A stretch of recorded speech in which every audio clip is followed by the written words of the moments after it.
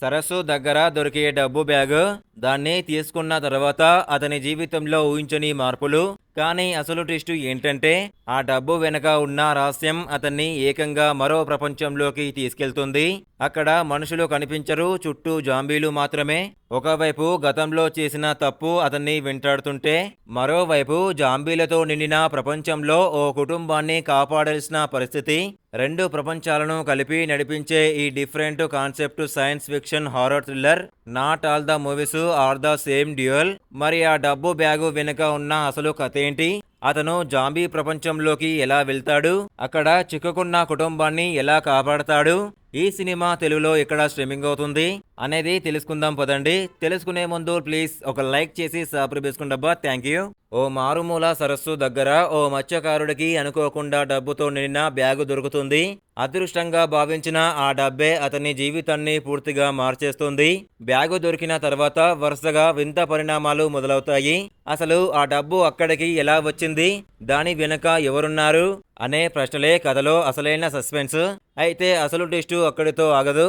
తన జీవితంలో జరిగిన ఓ విషాదకరమైన తప్పిదం కారణంగా ఓ యువకుడు తీవ్ర నిరాశలో ఉంటాడు. అదే సమయంలో అతని ముందుకు అనుకోకుండా ఓ ప్యారలల్ వరల్డ్కు వెళ్లే మార్గం వస్తుంది. ఆ ప్రపంచంలోకి అడుగుపెట్టిన అతనికి కనిపించే దృశ్యాలు షాక్కి గురిచేస్తాయి. మనుషులు కనిపించరు, ఎటు చూసినా జాంబీలే.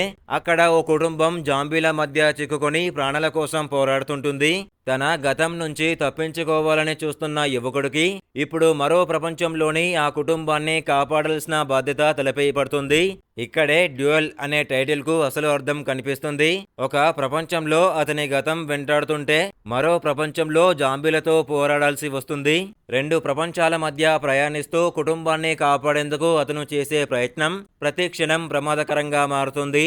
అసలు ఆ రెండు ప్రపంచాల మధ్య సంబంధం ఏంటి? సరస్సు దగ్గర దొరికిన డబ్బు బ్యాగ్కు జాంబీ ప్రపంచానికి ఉన్న లింక్ ఏంటి?